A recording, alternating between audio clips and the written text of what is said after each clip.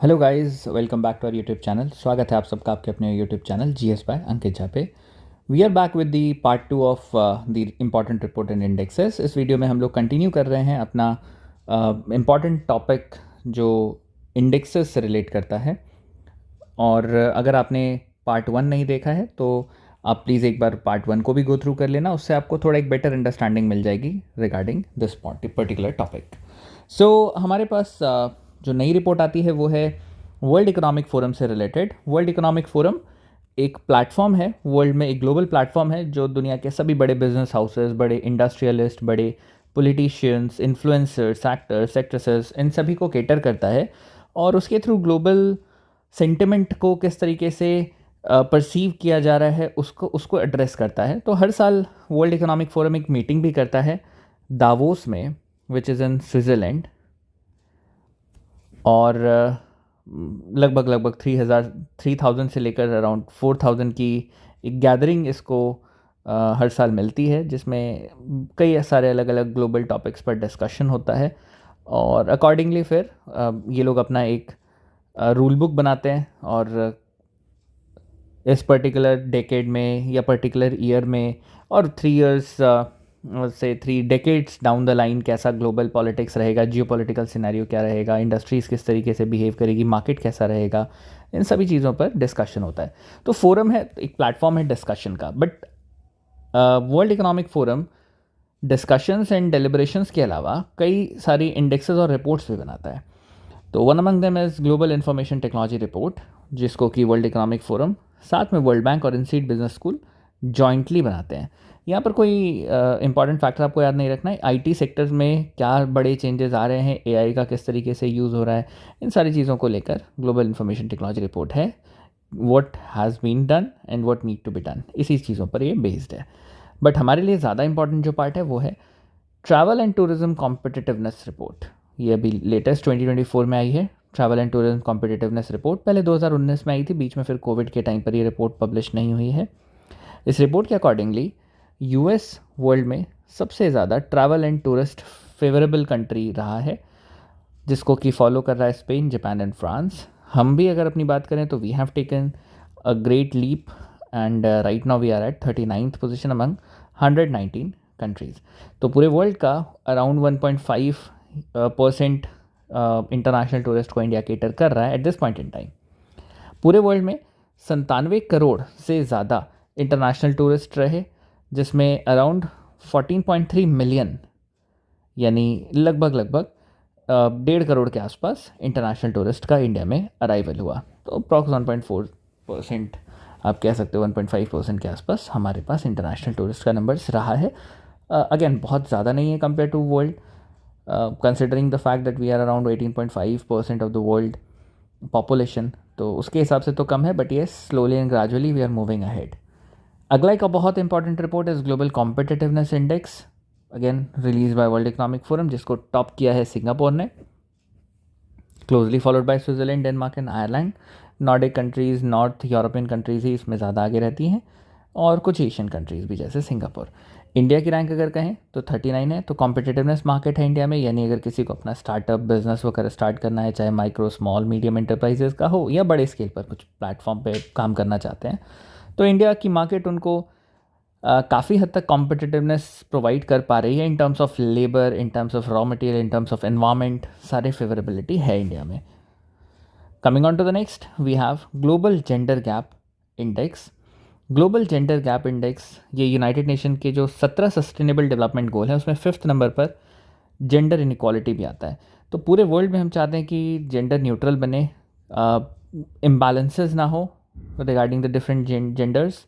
और अगर हम अभी की बात करें 2024 की रिपोर्ट के हिसाब से चलें तो जेंडर न्यूट्रलिटी तक पहुंचने में, यानी जब जेंडर गैप खत्म होगा तब तक पहुंचने में हमें और 134 साल लगेंगे, या हम कहें साल 2158 में 2158 में जाकर हम जेंडर गैप ज़ीरो कर पाएंगे।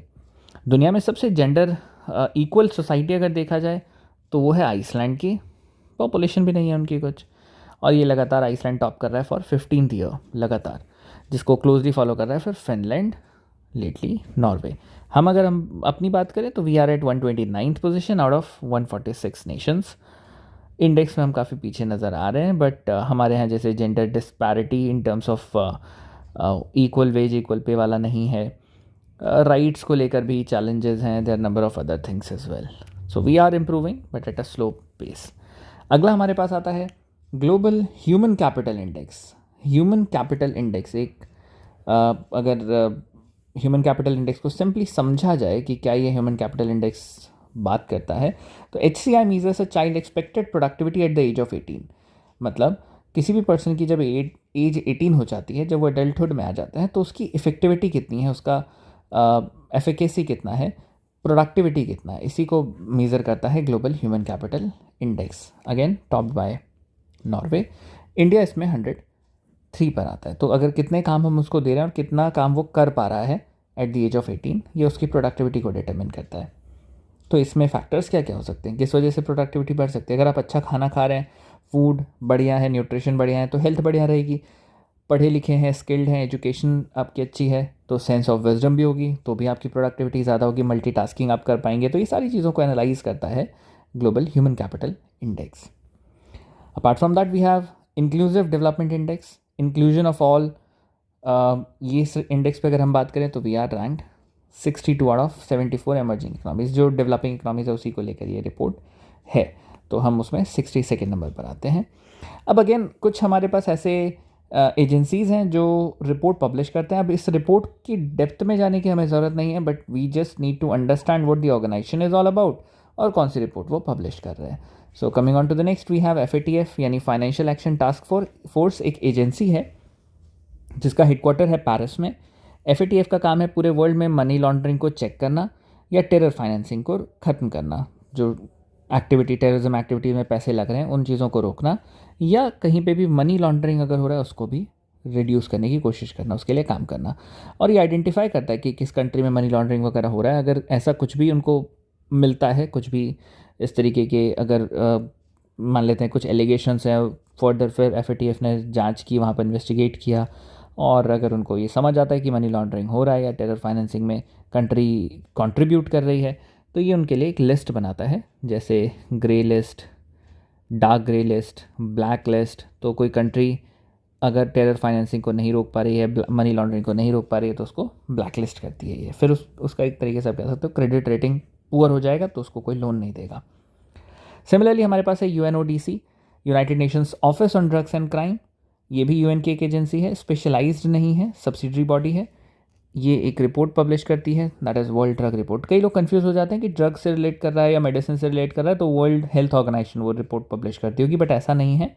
वर्ल्ड ड्रग रिपोर्ट ये देता है United Nations Office on Drugs and Crime. ये UNODC का हेडक्वार्टर्स इन वियना, वियना पड़ता है ऑस्ट्रिया में। Vienna is the capital city of Austria. Coming on to the next, UNESCO यानी United Nations Educational, Scientific and Cultural Organisation. तीन चीज़ें हैं इसमें, एजुकेशन, साइंस एंड कल्चर। इन तीन चीज़ों को ध्यान में रखते हुए वर्ल्ड में पीस एंड इंटरनेशनल सिक्योरिटी, जो कि यूनाइटेड नेशंस का ऑब्जेक्टिव है, उसको प्रमोट करने के लिए UN ने यूनेस्को को बनाया। यूनेस्को ही पब्लिश करता है gender parity index and global education monitoring report. UNESCO के हेडक्वार्टर की बात की जाए तो it is headquartered in Paris यानी France. Coming on to the next we have United Nations International Children Emergency Fund. तो यूनिसेफ को पहले तो हम बोलते थे United Nation International Children Emergency Fund, अब इसको हम बोलते हैं United Nation International Children Fund. Emergency word अब यहाँ एग्जिस्ट नहीं करता, और यही रिपोर्ट रिलीज़ करते हैं state of world children report. तो बच्चों के लिए, अंडर नरिश्ड कोई है, लैक्टेटिंग मदर्स हैं, प्रेग्नेंट वुमेन हैं, उनके लिए यूनिसेफ काम करता है। Coming on to the next, UNCTAD United Nation conference on trade and development. United Nations conference on trade and development, इसका भी नाम अब चेंज हो गया, it is now called as United Nations trade and development. Conference actually एक meeting हुई थी जिसके बाद ये एजेंसी एग्जिस्टेंस में आई थी, तो नाम भी एजेंसी को वही मिल गया, UNCTAD। अब हम इसको United Nations trade and development कहते हैं, शॉर्ट में ये UNCTAD ही है। तो UNCTAD पब्लिश करता है ट्रेड एंड डेवलपमेंट रिपोर्ट और UNCTAD ही पब्लिश करता है technology and innovation report. Next हमारे पास आता है ग्लोबल हंगर इंडेक्स, जो कि एक कंट्रोवर्शियल रिपोर्ट है। क्योंकि गवर्नमेंट ऑफ इंडिया इसको स्ट्रेट अवे डिनाई करती है कि जो मेथडोलॉजी इन्होंने अडॉप्ट किया है global hunger index report publish करने के लिए वो बहुत ही फॉल्टी है।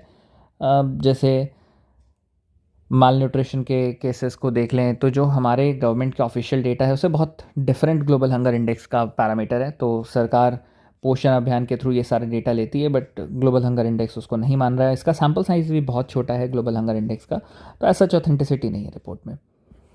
सो ग्लोबल हंगर इंडेक्स में इंडिया को रैंक मिली 105 out of 127 countries. Obviously India में इतना हंगर हो नहीं सकता जब हमारे देश में 84 करोड़ लोगों को फ्री में गरीब कल्याण योजना के तहत अन्न मिल रहा है। तो ऑब्वियसली जितना भुखमरी या हंगर इंडेक्स के अकॉर्डिंगली चीज़ें दिखाई जा रही हैं वो तो ऑब्वियसली हमारा नहीं होगा।